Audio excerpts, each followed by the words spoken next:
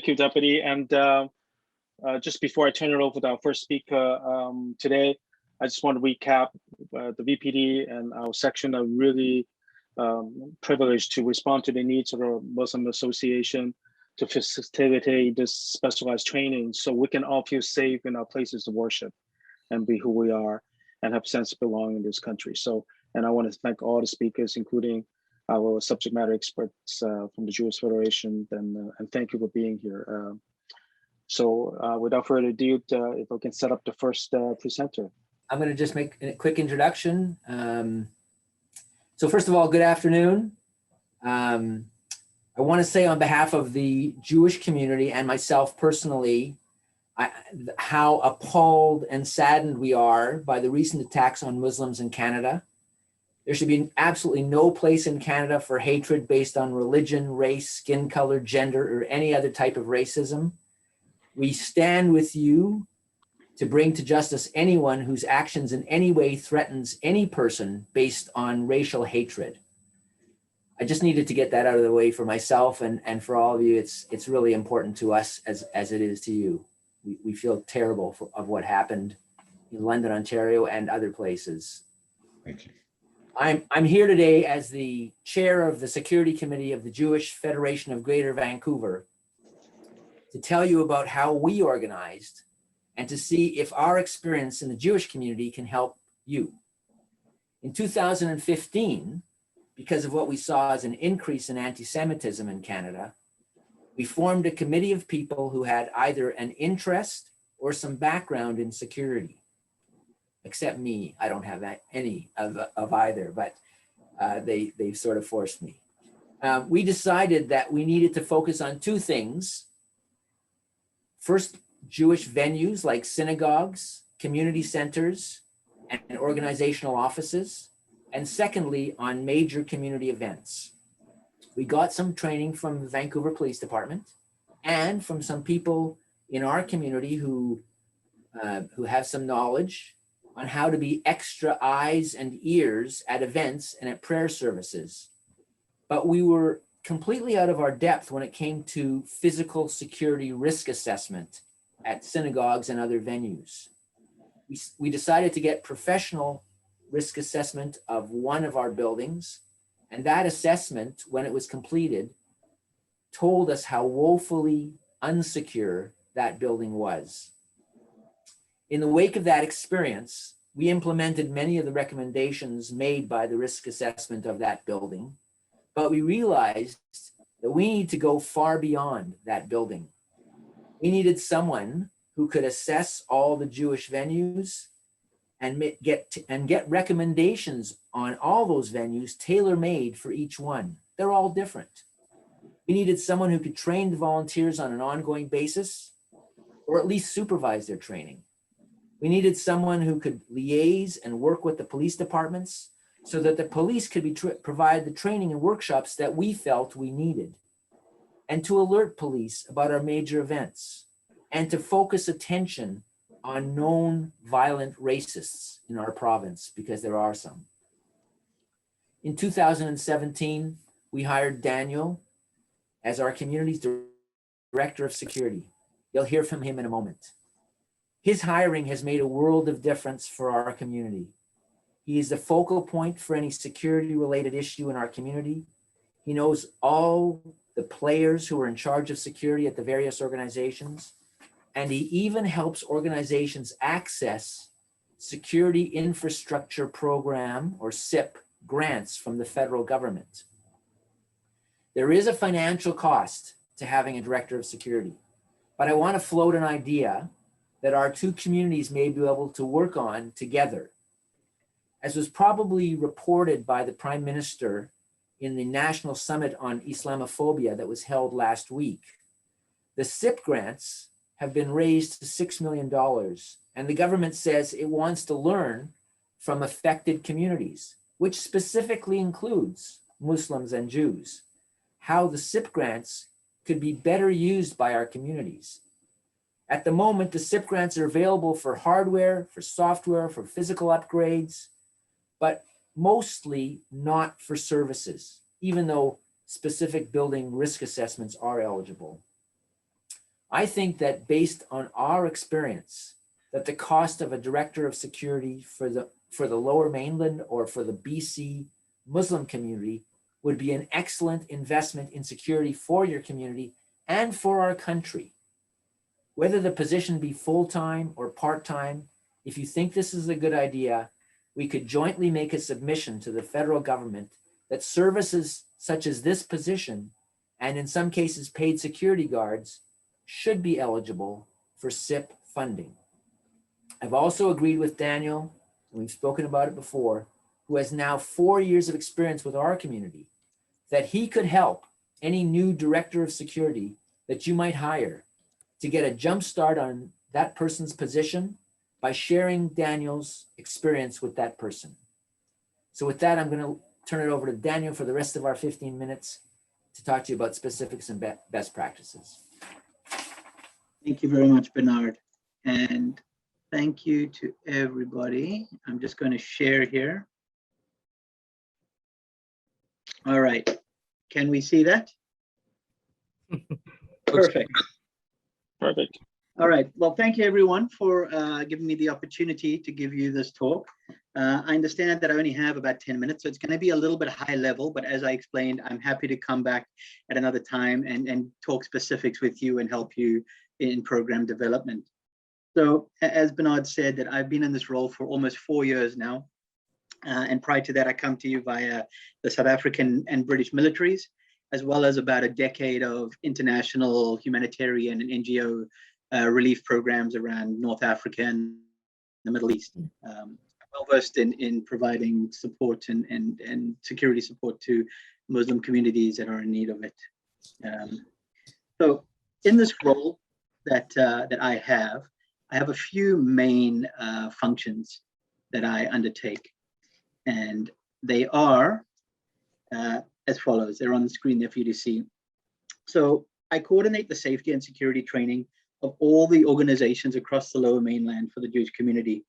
I do that in conjunction with the VPD. Sometimes they're assisting with the training, and some of those people that have helped train are going to be speaking tonight. I also do it on my own as needs be, depending on what the training is and how many people and what we can arrange. One of the things that's very important with the training is to ensure that you have a standardization so that you can develop common practices and procedures to ensure that your community members are able to come together and work together as needed. There's no point training different styles and methods at different organizations or mosques or community centers. It has to become a one coordinated training package. With regards to the risk assessments and the upgrades, I take on the role of carrying out those risk assessments. Typically, one of these security companies could charge you anywhere from 10 to 15,000 per risk assessment. It's a comprehensive document and gives you a lot of recommendations for improvement, assesses your vulnerabilities. And what we can do with that is to really to save those costs and actually put them into the program and the upgrades. So as Bernard said, again, with the SIP grant applications, I assist with those.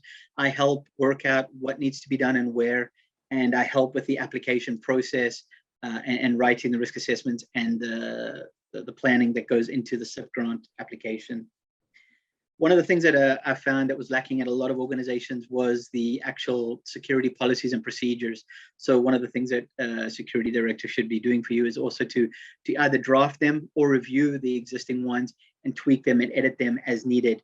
They need to ensure that those policies and procedures are kept up to date so that they can reflect the current security threats and the changing needs of your community and those specific organizations. Things change, things evolve. Certain tactics or things that happen, and you need to roll with it. You can't become stagnant with these security policies. With regards to large-scale event planning, during the high holiday period, but also there's other events throughout the year where you have to coordinate with law enforcement, with venue security. If we're having it at UBC, we have RCMP and campus security. If we're having it downtown, it's VPD and the outsourced security. And just making sure that whoever you have plays the main role, the oversight of ensuring that the planning and the coordinating and everything is coming together. You have that one point of contact so that nothing's being overlooked and nothing is being missed. And in developing the good working relationships with local law enforcement agencies, wherever you are in the mainland, whatever police department you are falling under, most of the Jewish organizations that I assist are within the VPD's area. And that's why I have a really good working relationship with a lot of people that are, again, going to be talking to you tonight. And then the other factor is that I would be taking on is the being on call for emergencies and being that incident command when something is happening. Being that person that answers the phone, that is able to then get extra security guards to get to the site to take charge of a situation as needed from the civilian side of things, while the police are able to do their side of life, and then be that liaison and be able to turn police speak into civilian speak as well, and be able to communicate that to the community members and the leaders of those organizations that are experiencing whatever the trouble is that they're going through.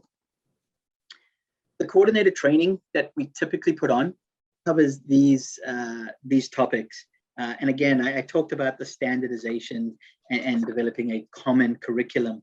And so in conjunction with law enforcement or independently, I carry out these trainings across the community. I don't just hold them at the community center. I go out to different schools, synagogues, community centers all over the Lower Mainland, and I take it to the people in order to get the most amount of buy-in and the most attendance. Because what you don't want is people after work trying to travel in an hour through traffic to try and get to another hour-and-a-half lesson. That's not fair, right? So we go out and we take it to them, and several times during the day and the night, depending on what we can fit in and make it work for everybody. So these topics that we cover, we try and get to as wide an audience as possible. Initially, we looked at just doing the frontline staff, the greeters at the places of worship, because they're the ones that are interacting with the public the most on a day-to-day basis. But then we opened it up and we cover the entire community. We opened it up to everyone, parents at schools, attendees at the synagogues. And that gives you, as Bernard said, the term that he used, the eyes and the ears. They're not security guards, but if everyone is paying attention, if everyone is being vigilant, that helps your security posture, that helps your security guards, because you understand the ebb and the flow of life in your communities. You understand the dress, the greetings, what should be done on certain religious days or certain holy days, etc. And you can spot the thing that is not meant to be there. The term we use in the military is the absence of the normal, the presence of the abnormal. And living in that community, you understand what is not right. So, we ensure that the organization staff, as well as their security, they go through all this training. Then they also do drills and rehearsals and practices, which we do in kind of a layered approach. We talk it through first, then we walk it through, and then we actually run drills. And we cover things like, the fire escapes, the first aid locations, the lockdown procedures. And we do this in conjunction with the police. VPD, one of the officers who are going to speak a bit later on, James Hooper, he has helped us in many, many drills and practices throughout the community. And so it's a really good resource to be able to have. One of the things that I like to do is I like to have a hybrid model, not just trained community volunteers and not just security guards. As I said, the community volunteers have their own benefits to being there. And then the security guards are the licensed professionals that are able to get physical if need be, enact use of force, and do that side of life as they've had training in that. And it separates your staff that are able to alert them and then back off and let them handle their job. And then the upgrades themselves. Now, this is a complementary measure to the actual training. And as I've already said, so I'm just going to skip over this quickly, is that I help work with the organization. We develop a risk assessment. We find out where the vulnerabilities are and what their priorities are based around the need of the organization, the types of events or services that are happening. And then obviously the budget, because the government only pays 50% of the upgrades. And then I help them prioritize what needs to be done, help them find vendors, help them work through the quotes and figure out what is the best option to take on. And then I'm on hand usually to assist with the upgrades. I'm on site to make sure that cameras are going in the right place. Access control is being put in the right way, and people are being trained appropriately on the systems that are being installed, etc. So it's a full service type of role that we take on. And as I'm coming to the end of my time here, I just want to wrap up and give you a bit of a preparedness cycle overview. So I just want to highlight this: the continuous nature that a preparedness cycle must take in order to maintain an effective safety and security posture, so that you can't stagnate or be static in what you're doing. It's no good to just put in a couple cameras, put in a gate, and do one training session, and then you're done. This is a continuous cycle. You're evaluating what the risks and threats are. You're seeing what your priorities are. You're bringing in the resources, the police, a security director, other trainers for first aid, stop the bleed, etc. And then you're working on the equipment. You're training people in the equipment or the policies and procedures. You're running those drills. You're checking the rehearsals that you've done and evaluating those results. And then you're adapting again. You're taking those results and you're making the program better the next time. You found a flaw that you hadn't noticed when you did the paperwork exercise. Now you've done it for real and you've identified a new vulnerability, and you work on that and you tweak it and you keep evaluating your results and you keep progressing, and a continuous cycle. It never ends. So that's my time. That's exactly 10 minutes.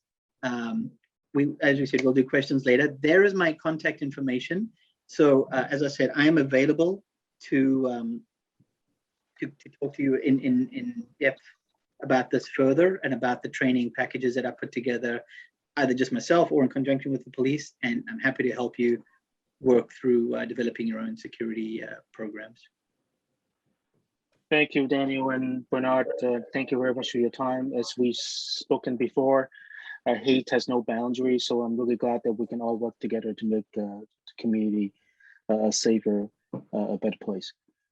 Thank you. And thank you very much. Laura, any luck on setting up your share screen? I think Val is going to do the presentation, or yeah, there we go. She's setting up the, so as I said, I'm Laura Dujmovic. I'm with the VPD Cybercrime Unit. I work actually in social media and crime prevention. So a lot of the information that comes to me is from our detectives, who are truly the experts in regards to cybercrime. So next screen, please. Val, thanks. So that's just a breakdown of who we are. Actually, the sergeant is now somebody else, but all the detectives are at the bottom there. And we have a crime analyst who also feeds a lot of the information to me for social media. I do Twitter, some Instagram and Facebook, but we're looking to reach out to do a little more. Next screen, please. So we fall under the general investigation section within the VPD. Our mandate, as you can see, is crime prevention. So that's a little bit on my part: mitigation, disruption, and prosecution. I'm sure everybody has a lot of questions on how successful we are, and I'd be happy to answer any questions after. A lot of the information that we have actually is open source intel. So that's everything that you find on the internet: Facebook, social media, LinkedIn. I'll just give you a quick example. One individual was located after a homicide in Vancouver, and we were able to locate him by his email address that he had on LinkedIn, which was kind of fascinating. And I was there in the office when our detectives were working and triangulating on this fellow who was eventually found in the valley. And they were within 200 meters of where this individual was located, and they were able to do that all via computer, which was quite fascinating. Next screen, please. So this is just an example of, I don't know if any of you have seen it, what happens in 1 internet minute, which is kind of mind-boggling if you look at the number of texts and dating sites, and we've got Snapchat and Netflix and Facebook, and it's just 19 million texts are sent within 1 minute, or were sent within 1 minute last year in 2020, which is it's pretty mind-boggling. But it just gives you a snapshot of the magnitude of what goes on the internet. Next slide, please. So if you keep clicking, Val, it just gives us, so yeah, surface web, that's what I would use, like, so Google search engine, social media, all that. And if you keep clicking, Val, we've all heard about the dark web. This is everything else that happens on the world of the internet, which, we keep hearing about these data breaches and whatnot, which is scary even for those of us who work within the section, because we all think we're pretty well versed at securing our passwords and whatnot, but so much information is on the web, and no one really, in essence, is secure from crime happening on the net. And I'm not trying to instill fear; it's just the reality, right? If a like, just for instance, medical records, Life Labs was hacked, I think last year, and it's kind of frightening when you think about all the information that's out there, and the vulnerability of all of us. Next screen, please. So yeah, what are cyber crimes? Anything directed at computers or devices, and I've got some examples in a couple of slides of that, and I'm sure each and every one of us on this Zoom call have experienced it, whether it's a text with a link, or a phone call from CRA or allegedly CRA. So crimes involving computers or devices, so that can be like cyberbullying, any hate mail, whether it's via text, Facebook, and then of course hacking and online scams, which are huge, just absolutely huge. Next screen, please. So yeah, so phishing is basically the messages that you get, whether it's a work email, a text saying that you've had a compromise with your bank account, click the link. Don't do it. Always confirm with the originating agency is the advice that I have. And again, I'll give you the information at the end.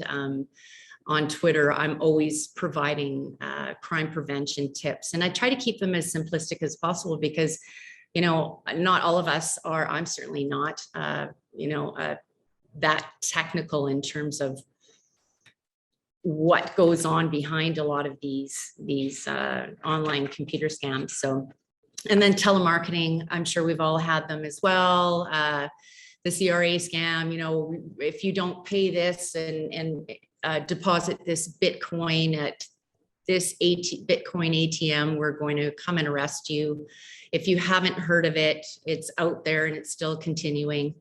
So that's a list. Romance scams, pretty obvious. Facebook, they'll create a fake account with some stolen photo that they've found on the internet.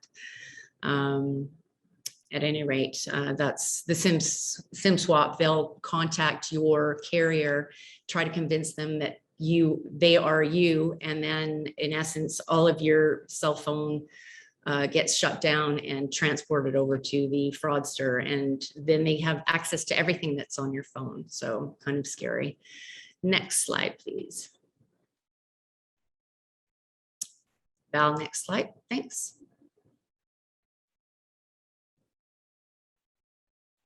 Thanks.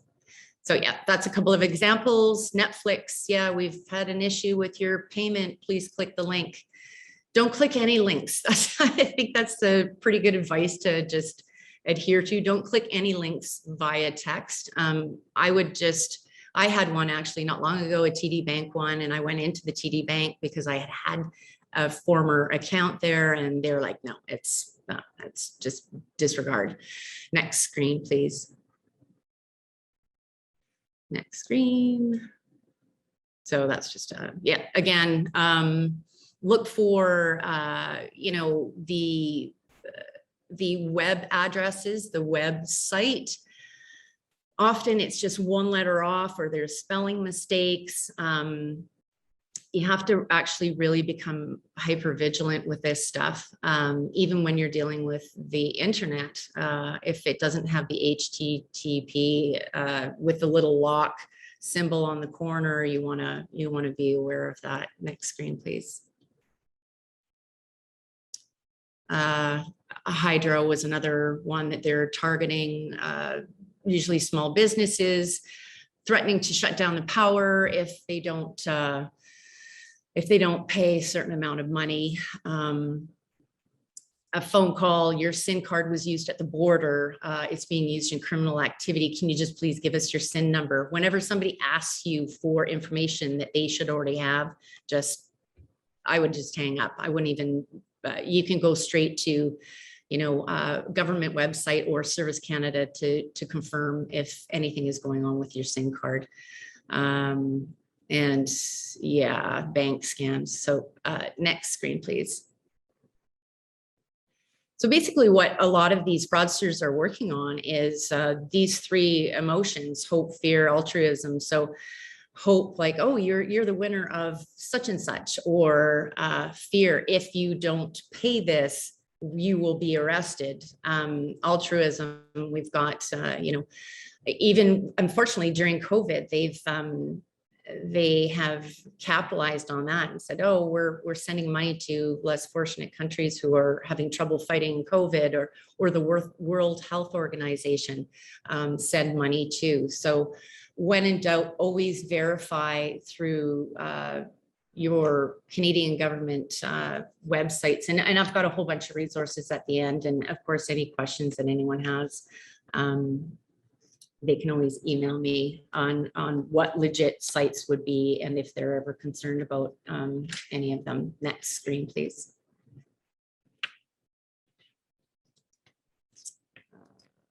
Forward, please.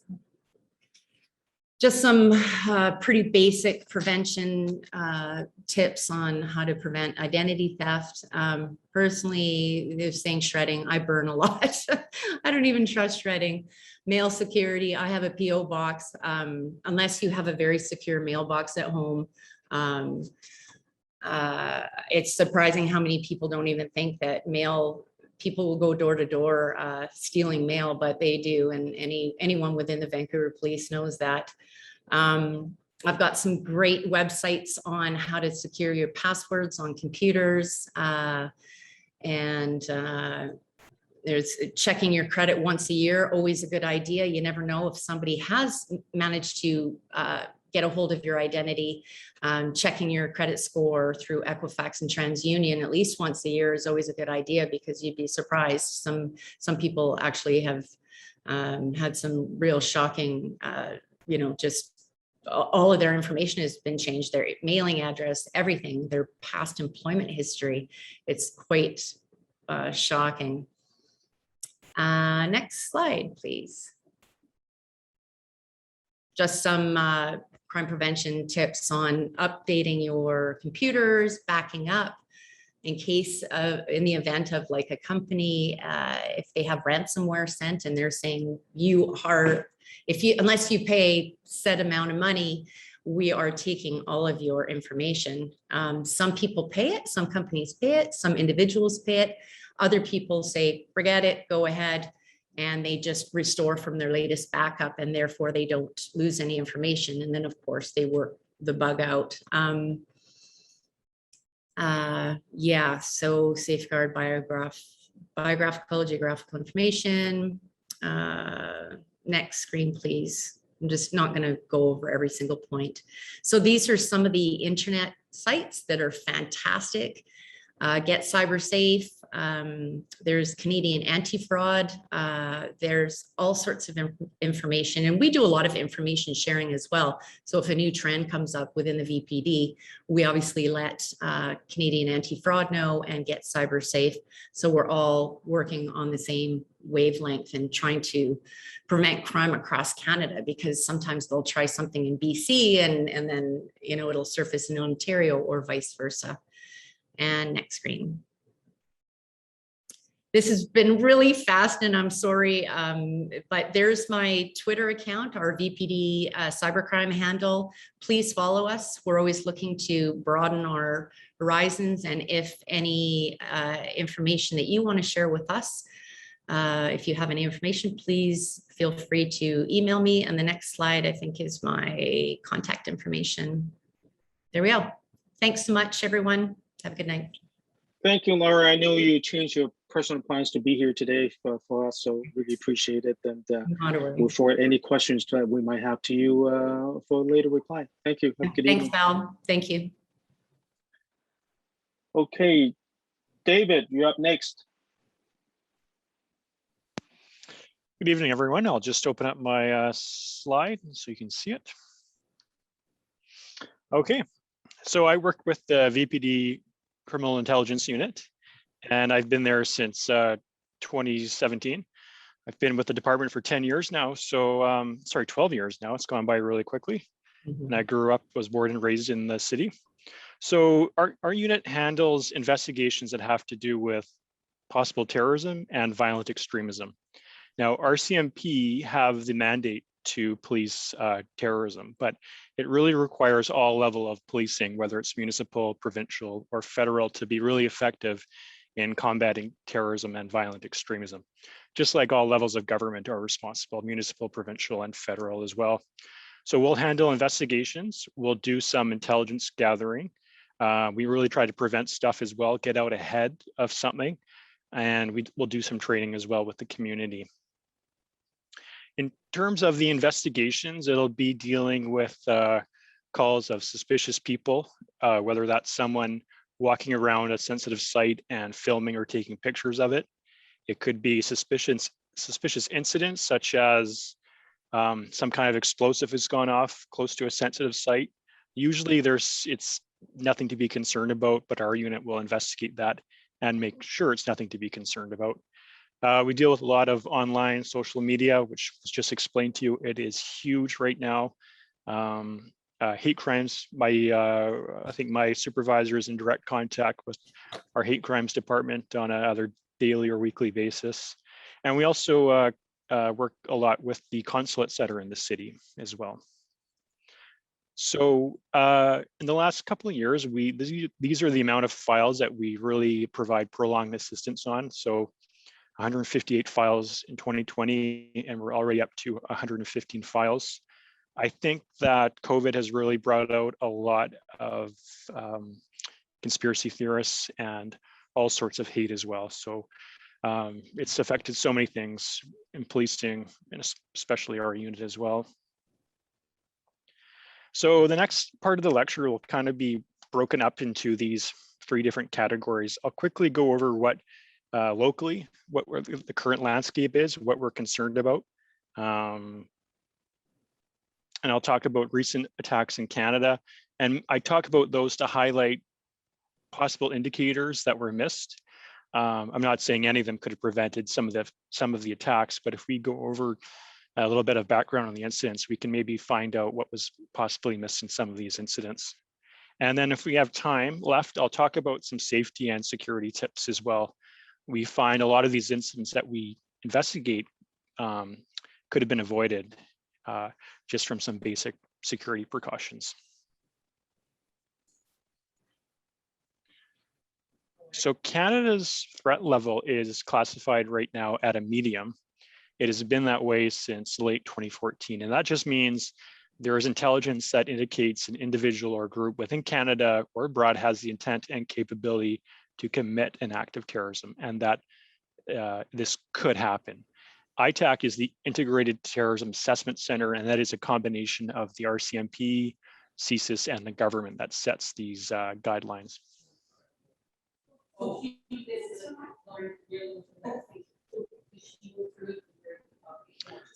So in Canada right now, we have now gone up to 75 different organizations that have been listed by Public Safety Canada as a terrorist organization. These include groups like ISIS, Al-Qaeda, and in the last few years, we've seen these far-right groups such as the Proud Boys, the Base, Blood and Honor, and being listed as well, neo-Nazi white supremacist organizations.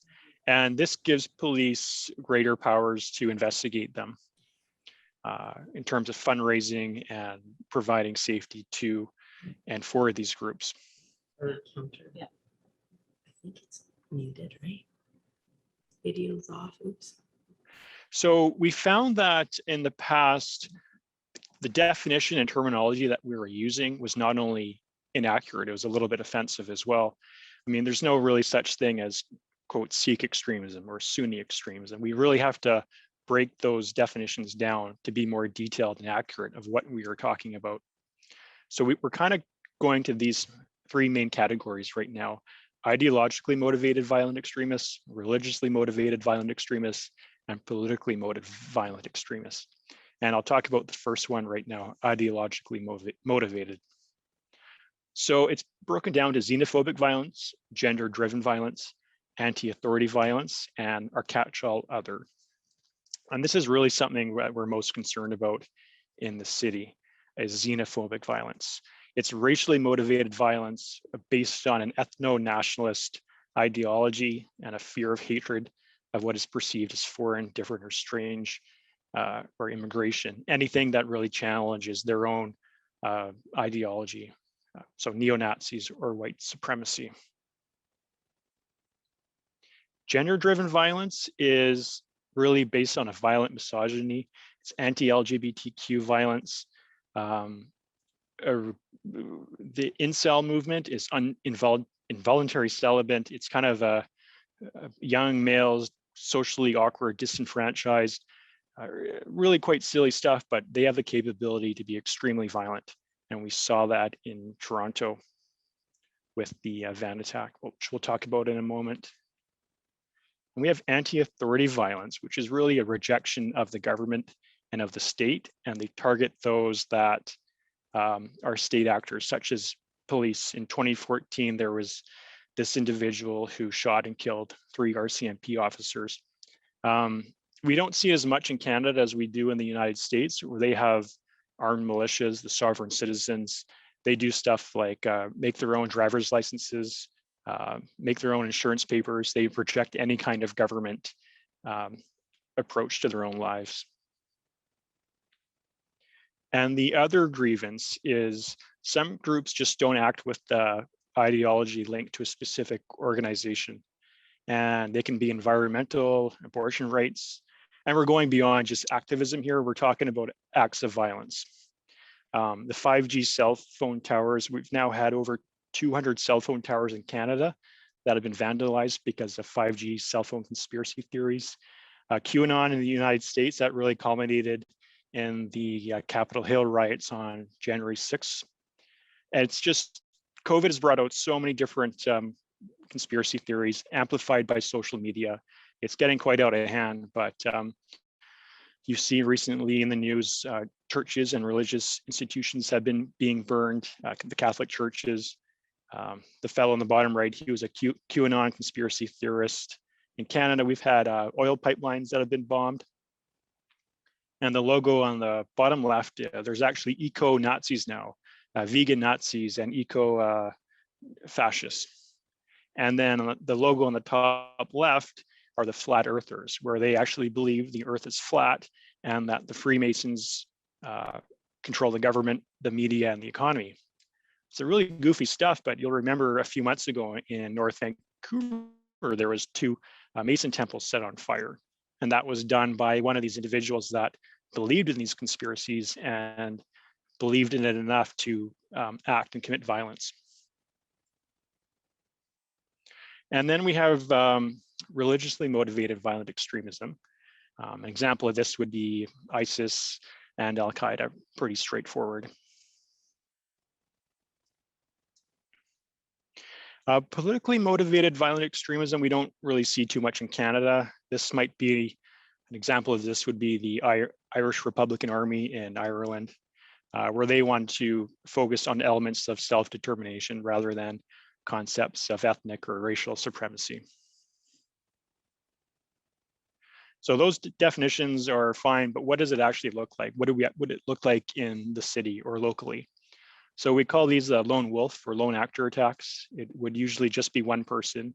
They commit a violent attack inspired by an ideology or in support of an ideology, really inspired by online social media propaganda, self-directed, so they're not being commanded or told to do anything by anyone, and a much smaller, unsophisticated attack, but can be quite deadly, which makes it challenging for police to uncover. We're not dealing with a whole network of people communicating back and forth. We're dealing with just one person who's likely been radicalized online, probably in their parents' basement. And it's difficult for us to detect what's happening unless we get some tips from the public. So since 2014, there's been 25 Canadians that have died. I would say that's a pretty significant number. But when you look at one of these events, it really has long-lasting scars on the society. I mean, the public doesn't expect the police to stop every bank robbery or even every gang shooting, but they certainly expect the police to stop a terrorist attack. So recent attacks in Canada, you'll see these faces, and if someone asks me, what does a terrorist look like? There's no answer to that. They all look different. Aaron Driver, he's the individual, I guess, second from the left at the top. He built his own homemade device and tried to detonate it in a city out east. Luckily, he was intercepted by police. The individual wearing the camo hat, that's Alexander Bissonnette. We'll talk about him in a moment. So really, we just have anyone can be one of these violent extremists. So in 2017, Bissonnette, he committed this awful attack at the mosque in Quebec City where he shot 6 people. And he was known by his friends to be a conspiracy theorist.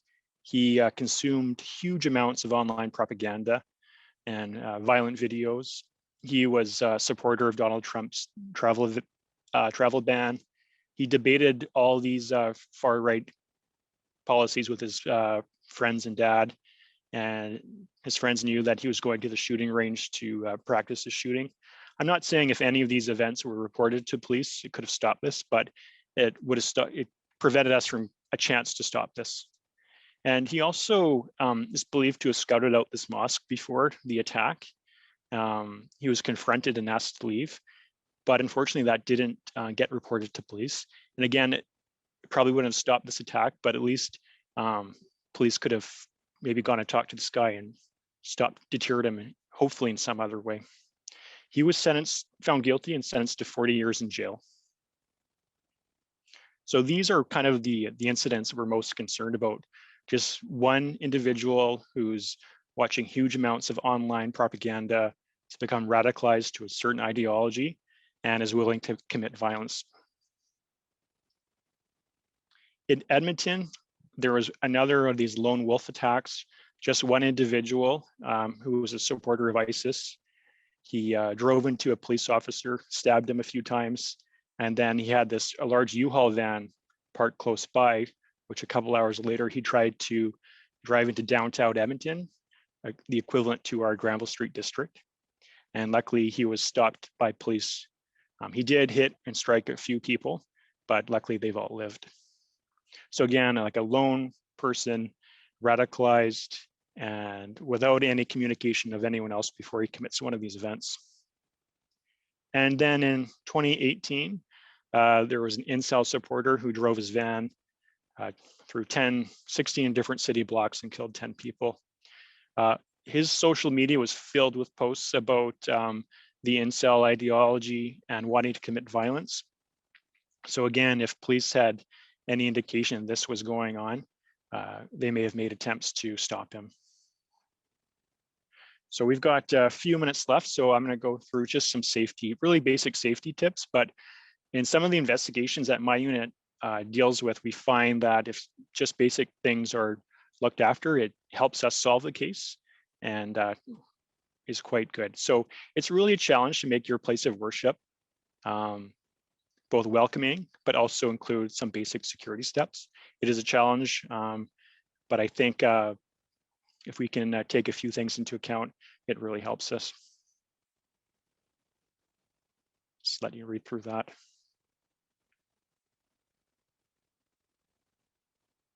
So when an event happens, it's never just the event. There's always something ahead of time that gives indication of what might be happening. And if the public has some basic knowledge, they can act as eyes and ears. It really helps us prevent it, whether it be planning, recruitment, intelligence gathering, communication, and then finally execution of the attack. There's always what we call leakage, warning signs of what's about to happen. So for outside your building, installing CCTV is quite important. It doesn't have to be recording all the time. It can just be based on motion. Outside lighting, motion lighting is fantastic. These people don't want to be seen. And when a big spotlight goes off in their face, they get spooked and usually leave right away. And then other things like keeping trees and shrubs small, trimmed, neat and tidy, prevent hiding spots, remove any potential fire hazards such as an overflowing recycling bin or garbage bag. Make sure your doors are solid, can lock securely. And then inside as well, maybe look at a welcoming committee to watch people as they come inside, welcoming them, but also looking for anyone who doesn't quite fit in. We always say that you know your facility better than I do, better than anyone else, and you have the expertise to recognize just who seems out of place. An alarm system, whether it be a panic alarm, fire alarm, or a burglar alarm, cameras inside as well, and then always keep doors and windows closed when the building's not in use. So we talked about a welcoming committee and maybe a security committee as well. If you have professionals within your community that are in law enforcement or doctors, they're excellent for these types of committees, or anyone can be, anyone, absolutely anyone, but you can maybe rely on someone with law enforcement as well. And sometimes if you see someone suspicious, we'll say, just go and say hello. These people do not like to be spoken to. They do not like to be challenged, but the power of hello is very important. We call it the ONO approach, where you can observe someone, initiate a hello, navigate the risks, and obtain help if needed. So just breaking that down a little bit more. Be vigilant of your surroundings, initiate a hello, and then if you think they're suspicious, you can call police, and we'll always come. Yeah, so if you see something, please say something, and you can call us all the time. And with that, I believe my time is up. Thank you. Thank you, David, for a great presentation. Sergeant Dr. Spicer, you're up next. Hello, everyone, and thank you very much for having me tonight present on this very important topic. I'm presenting from Vancouver, which is on the unceded traditional and ancestral territories of the Musqueam, Squamish, and Tsleil-Waututh people. I'd like to extend my thanks to the BC Muslim Association for organizing this, and I think this is a very important conversation that we can have on this important topic. Today, I'm here to speak to you about hate crimes, and I will share a presentation in a minute, but I wanted to be the first to let everyone know, and I'm putting it in the chat box. But there are a couple of recent releases that I'm not sure if people have, but there was a crowdsourcing survey that was done, and I'll just put it here for everyone. During the pandemic on hate crimes, and you can see that right there, I've put it in for you. And also StatsCan just released their numbers for 2020. And so I thought that would be of interest to everyone. So that's what I'm putting in the chat box for you this year. So there's always a 1-year lapse on the release of hate crimes. And we did do a very unusual thing as a police department to be releasing such contemporary type stats throughout of last year because of this very concerning trend that we were having around anti-East Asian crime. And that's kind of unusual because there's usually about a year lapse. So I'm just going to share my presentation. I think I'm one of the people right now who can't share because someone else might be sharing. But here we go. I've got my presentation. Let me just get it started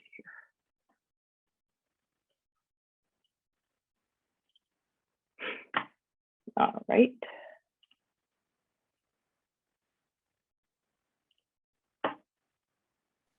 Yeah, And it's then up. I'll just get, yep, perfect. And then I'll just get that in presentation mode for everyone to see.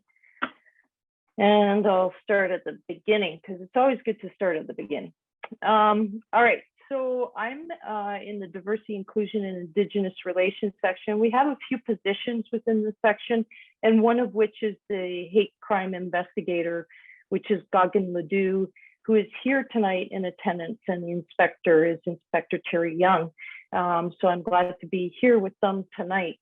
Tonight, what I'll do is I'll give you a brief statistical overview so that you have an understanding of what the situation is here in the city of Vancouver, describe the hate crime investigator role. I'll go into a bit what a hate crime is versus an incident so that we have like working definitions. I'll talk about the applicable criminal code of Canada sections, some of the legal challenges, and certainly what community can do to assist on this issue. And community is actually a very important aspect of combating hate, and specifically when it's targeting so many different communities within the city of Vancouver.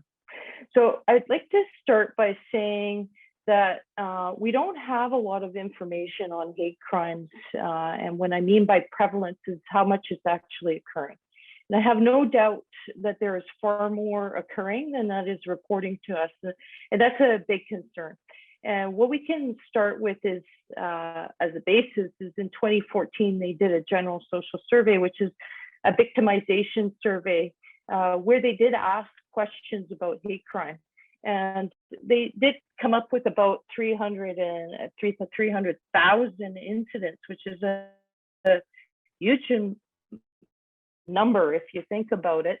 And in that same year, there were only about 1,295 reported to police across Canada. So we see right here that there is a very big difference about what people are thinking is happening and what's actually reported to the police.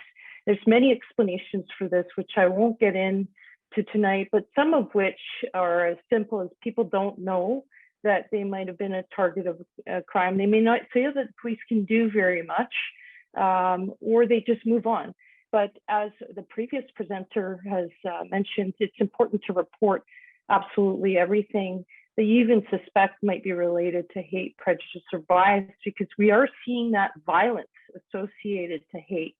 And this is very concerning, specifically around places of worship. So from a community perspective, anytime you can actually encourage community to make those reports, that would be greatly appreciated. Now, this is a very complex statistics, but we'll get through it. The dotted line is kind of a forecast. So if we continue at the rate that we are currently going, we will see a slight decrease from last year. The red bars are what's occurring in 2021. So you could see at the beginning of the year, I was actually quite concerned because we were seeing a higher amount of reported hate crimes than we were seeing in 2020. And I was like, oh my God, this is getting quite serious. And then you can see what happened during the pandemic. It's basically in April that we saw that very significant uptake. And if you follow that dark blue bar, that's how high it went. And by the end of the year, we had over about 280 hate crimes reported to us. So I'm thinking if we continue in our current trend, it will be about 250. Now, certainly anything can change that very, very quickly. So don't hold me to those numbers. There could be something that happens next week, which we could see a very serious uptake in hate crime. So we're always monitoring those numbers very, very closely. During the pandemic, I want to say we picked up on it quite early on. It was in early mid-March that we actually were seeing a very concerning trend. And as a police department, we came out reporting about it just at the beginning of April. which is far ahead of any other police department in the country. And you'll note from the statistics that have been released by the Statistic Canada is that there are parts of Canada that had higher increases than we did even see in British Columbia. So we in Vancouver had a 97% overall increase in our hate crimes, which means that we went from 142 incidents reported to us in 2019 to 280 in 2020. What was most concerning was this a very significant increase in East Asian, anti-East Asian hate crimes. And you've seen this number, which was 717%. And in raw numbers, that means we went from 12 such incidents in 2019 to 98. But what was even more concerning about that increase is that the violent trend. So typically, many of the hate incidents that we see aren't as violent related as they were during the pandemic. And so what we saw, 27 assaults in 2019, it went up to 74 in 2020. So that's certainly an extremely concerning trend. So of those 280 incidents, 198 were criminal code offenses. And I'll make the distinguishment between what a criminal code offense is and an incident in the next couple of slides. And for those 198 criminal code offenses, 41 cases did go to Crown Counsel with charges recommended, and 21 of those Crown Counsel reports were related to assault charges. And when we start looking at clearance rates, that is a fairly high clearance rate for those types of offenses. So we did well on clearing many of those cases to charge. Another thing we did during the pandemic is we enacted a hate crime project team. And there was a team commander that was overseeing, and the team commander has the ability to bring additional resources. And so this was created in May 2020. And we did a lot of different things as part of that project. We brought in a crime analyst who tracks linkages and persons of interest. So a smaller incident will be actually compared and contrast to other incidents to see if we have commonalities in those cases. We liaised with ECOM, which is the agency that receives 911 calls and dispatches to various police of jurisdiction, including Vancouver Police. And they enacted a policy that all calls that come into their center that has hate, prejudice, or bias actually be turned into a call for service. And that's not just for the Vancouver Police Department. They've done that for all of their client agencies. So we did have much more far-reaching impact on that part of things. And then we enacted internal report mechanisms where all these calls do get created into a general occurrence report, which is then reviewed by our hate crime investigator, and then we enhanced our interdepartmental processes for investigations, which means we liaise with Dave's team and other teams across the organization to ensure that when we needed further investigation on cases that our hate crime investigator needed assistance on, that there was other units that were engaged to put that case forward. And the Chinese Cultural Center is one of those cases that the property crime unit actually forwarded to Crown on our behalf, so that we would have that investigative support. And we created an internal video that was distributed to all of our members on hate crimes. Now, the hate crime investigator does review all related incidents and does investigative follow-up and liaises with the designated Crown and BC hate crime. And so we have safety planning for victims and victim care. And we also do a lot of community outreach and education. So we do have good contacts across many jurisdictions through our hate crime investigator. Now, just to get into the definitions, we've actually adopted a very broad definition of hate crimes that includes both criminal and non-criminal incidents. And these are all incidents that are reported to us that are motivated by hate, prejudice, or bias.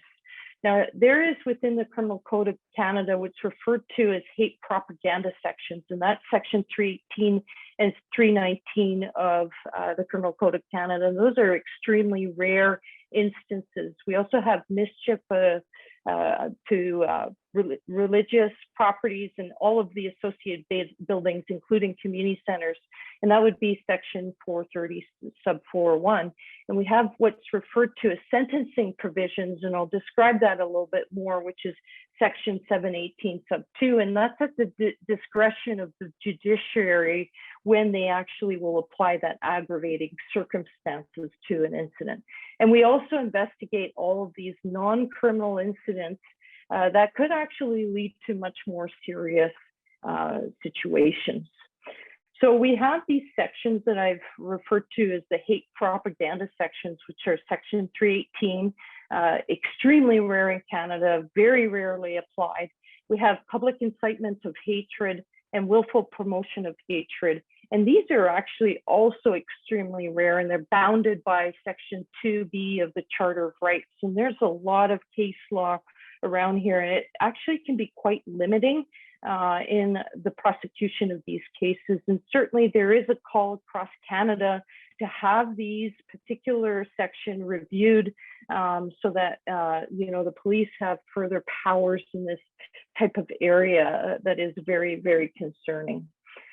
Crimes motivated by hate are different. These are things like assault or criminal harassment or mischief, where the motivation is expressed through acts, gestures, or words that occur either before, during, or after the incident that really determine the fact that we have a crime, like an assault, that's actually motivated by hate. At which time we have that sentencing provision that we can recommend to the judiciary to look at this particular aggravating circumstances at sentencing. And very difficult to track because this is usually occurring in the provincial courts, say for simple assaults. And so these are not written decisions. These are just decisions that apply at sentencing. Supreme Court decisions are in fact written, and so we can review those. And those are extremely rare, and so we don't see those very often.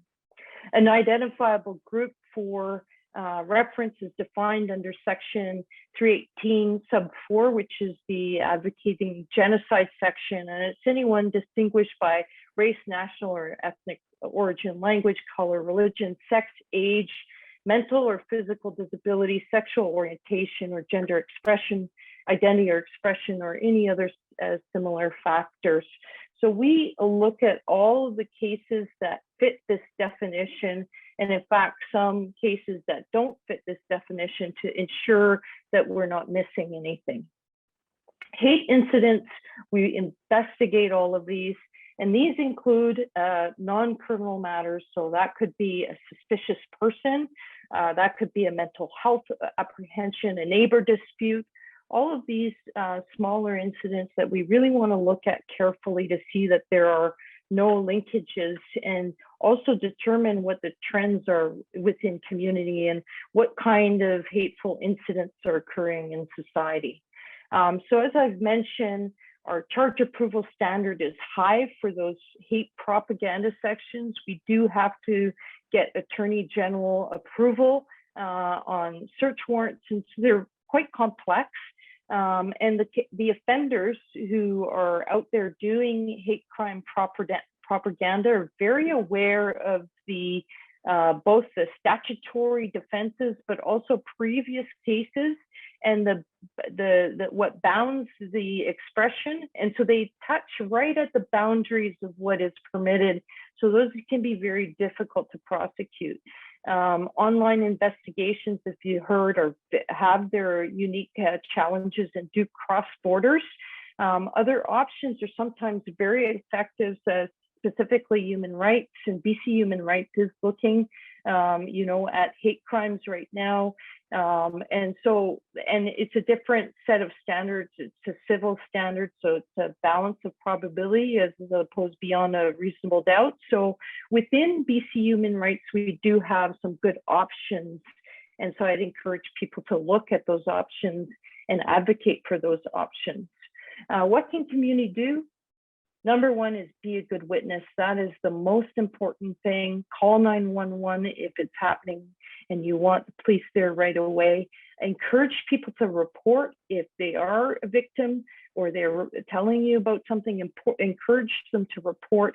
Create those support mechanisms as you are doing right here tonight. Advocate for change.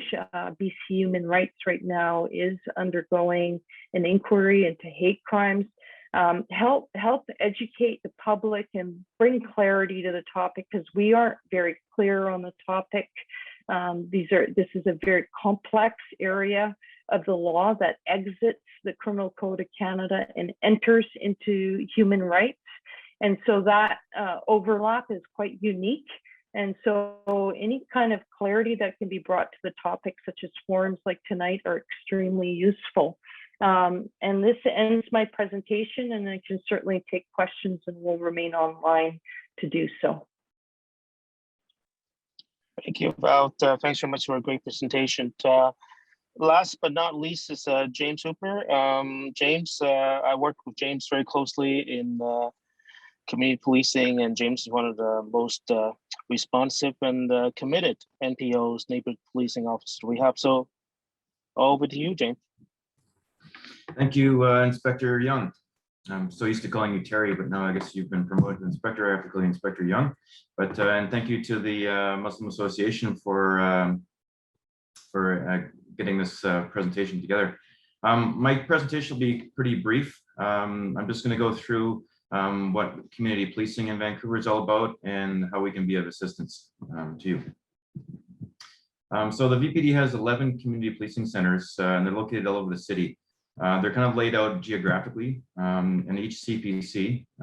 You'll see a lot of, I'll be using a lot of abbreviations in this PowerPoint. I apologize for that in advance. But each community policing center has an assigned geographical location. And then each CPC has 1 or 2 neighborhood police officers assigned to it. There's a quick map of basically the city of Vancouver and how the CPCs are, so community policing centers are laid out. The map is on better clarity on our website if you wanted to zoom in on it and just see where you live or where you fit and which community police office is responsible for your area. Each CPC is managed by a volunteer board of directors.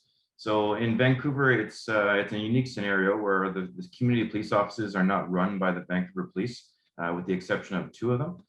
The other 9 are managed by a volunteer board of directors, and the board of directors are community members in the communities in which the CPC serve. They each have a staff of 1 or 2 full-time employees, and then the rest of the employees there, or the rest of the people in the CPC, are volunteers from the community. They're responsible for doing neighborhood patrols, outreach events, neighborhood cleanups, graffiti removal, things like that. And there's a whole host of things. We register bikes to prevent thefts. We do educational sessions like this. We do all kinds of different things, but it's hard to put into one little quick PowerPoint. Some relevant CPC locations for the Muslim community.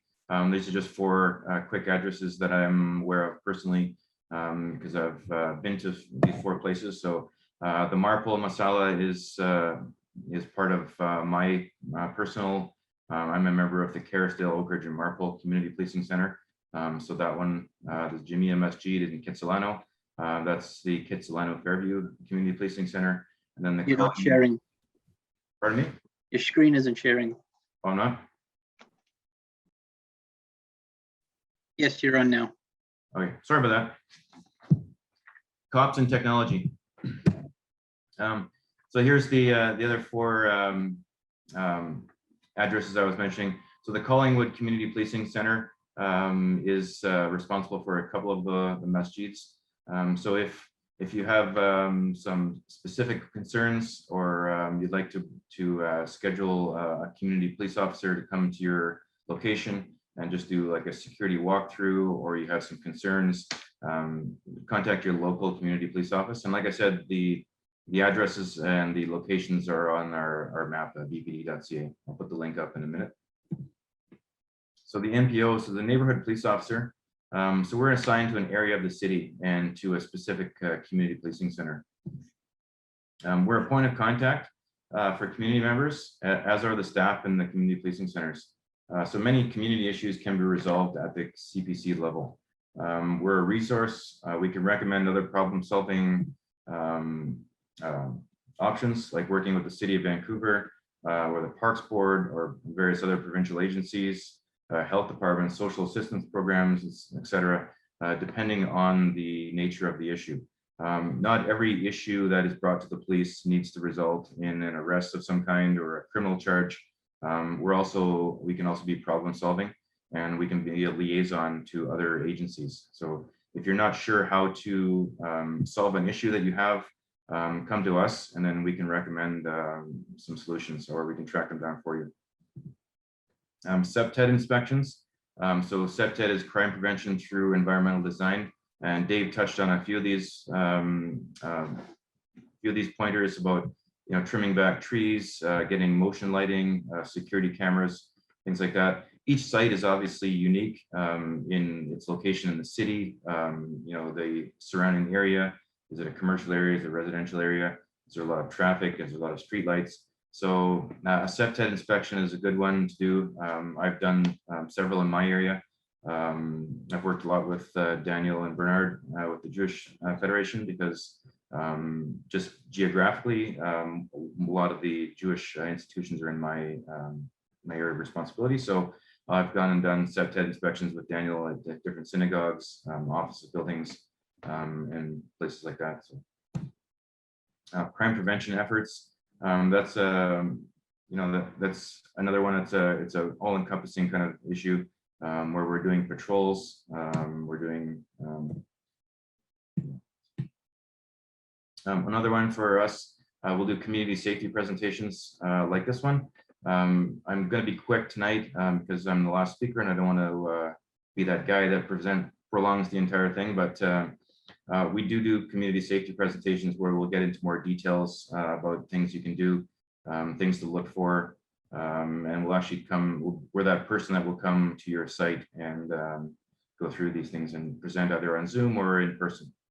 And like I said, we're a liaison to other VPD and City of Vancouver or governmental services and agencies. So if you're not sure how to solve something, come to us, and that's why we're here. So if you know it's a police issue and you don't know, you don't have a contact, you're not sure if you just call 911 or the non-emergency number, it's something that's not, ongoing at the moment, and you're not sure how to contact us, come to the community policing center, and we can provide you that contact. We assist in planning proactive police patrols. So this may be because of an increase in crime in a specific area. It may be because there's a religious holiday coming up and there's a large ceremony or a get-together or gathering planned. These are things that we kind of look for, and we'll plan proactive patrols in a community or around a building or a specific area in the city.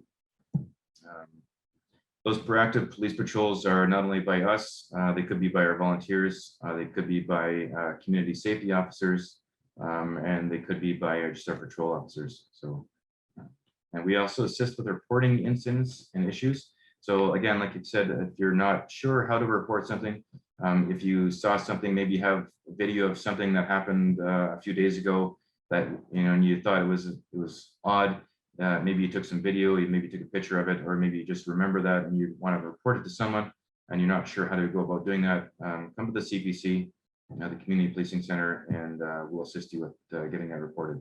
It's very important to report things like this because we, like I said, when we were designing patrols, if we don't have any idea that something's happening in a certain area, we may be sending patrols elsewhere. So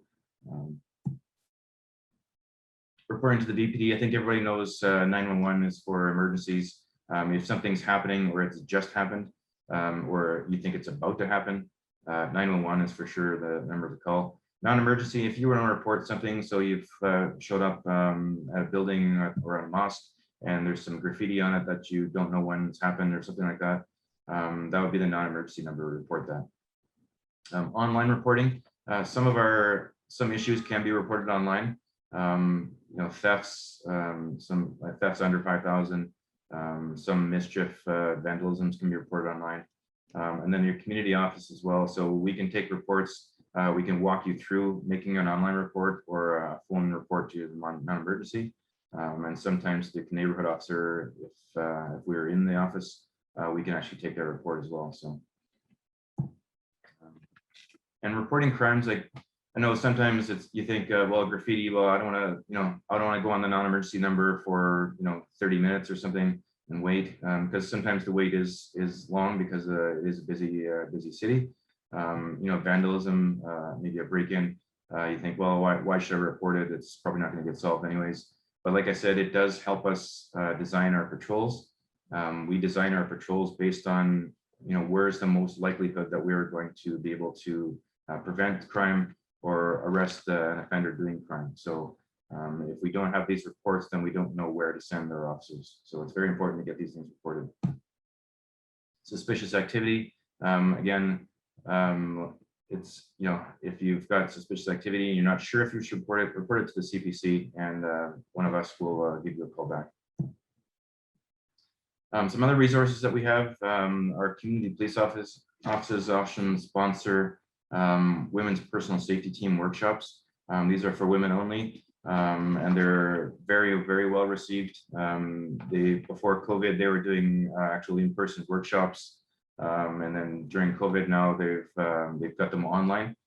So it's a great resource for women, and it's not only just it's not like just a self-defense workshop, but it's a workshop about how to spot threats, how to be safe, how to minimize the chances that you'll be the victim of something. So it's a great workshop, and our community policing centers can sponsor those, but those can be found on the VPD website as well.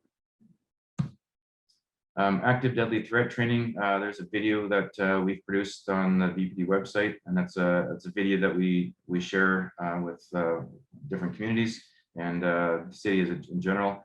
It's basically designed for an office environment. It's for like an active shooter scenario. It's a training video that we use to kind of minimize the risks to people if one of these incidents should happen. Lockdown drills, it's another one. We do these a lot. Our school liaison officers, we're doing these in the schools in the city. Like I said, myself and Daniel have done these at some of the institutions in the Jewish community, at the synagogues and the office, Jewish Community Center, things like that. So that's another one. You come up with a drill at some of your institutions as well, and your neighborhood police officer can assist with that. This is my contact information. This is, like I said, I am the neighborhood officer for Caristell, Oakridge, and Marpole. It's basically the southwest corner of the city. So every corner of Vancouver and most of the other like Burnaby, Surrey, Richmond, North Van, they all have community policing sections, and they'll have community officers. So they're set up similar to us. No matter where you are in the Lower Mainland, you should have a neighborhood police officer who's a liaison between you, the community, and the police department. So this is my contact information, and I'm more than happy to provide you with contact information for the other CPCs. And again, it's all on the VPD website. That'll finish it up.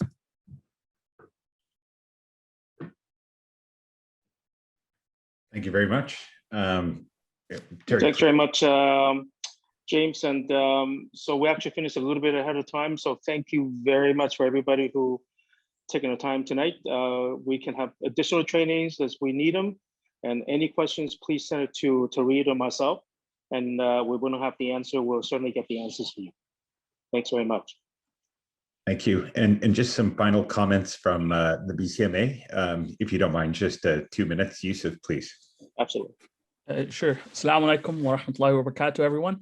I want to start by sharing my sincere gratitude to our First Nations people on whose land I, as an uninvited settler, live. I thank the Musqueam people for their ancestral care of the land and their commitment to passing along a better world to future generations for all people who live on it. There was so much rich and detailed information shared today by our speakers. Our community is under threat, and the learnings from today are part of our commitment to the safety and security of our friends, families, masjids, and greater community. I want to thank our speakers today for their time, their knowledge, and their support. Thank you to Deputy Chief Howard Cho for your words and joining us today. Inspector Terry Young, who initiated and organized this event. Thank you. Tarek Tayeb, my friend who convened our Muslim community, the BCMA, Bernard Pinsky and Daniel Haderich from the Jewish Federation, Constable Laura Duzmovic, Constable David Gooderham, Sergeant Val Spicer, and Constable James Hooper. Thank you so much for your time and your knowledge. We'll share all your contact information so that anyone who needs to get in touch with you for these matters can do so. I also wish to extend my thanks and appreciation to the Muslim leaders on this call for your support. We will be following up via email with a survey for you to share your thoughts on this program and info on how you can receive your workshop certificate of completion as well. We'll also be sharing a video message from Defense Minister Harjit Sajjan, who unfortunately was pulled away at the last minute and was unable to join with us tonight. For questions that you may have, please either email media@thebcma.com or assist_secretary@thebcma.com. Your questions, email your questions and who you're directing it to, and we can connect you. Both those emails are posted in the chat, and I'll just repost them in a moment for your convenience. So thank you very much, brothers, sisters, friends, for joining us today. I'll leave you with one final ask. Please share what you learned today with your organizations, communities, masjids, friends, and families. We are all responsible for the well-being of one another. Jazakallahu khairan, and have a beautiful night. Thank you. Good night.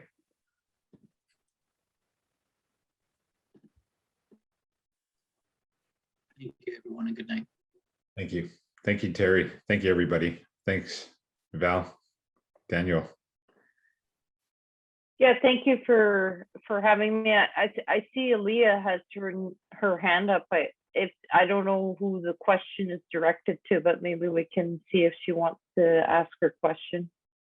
I think right now, just from Terry's instructions, that we get the questions in writing and then we share it with Yep, that's perfect. Yep, and if you need any more information, like just a one-pager on what I presented on, and you want to share that with people, I can certainly do that with some links and stuff like that. Yeah, please do email us any resources, and then we'll share it widely within our Muslim communities across the Lower Mainland. Okay, great. Have a nice evening, everyone. Thank you, guys. Thank you, Val. Thank you, everyone. Good night. Good night.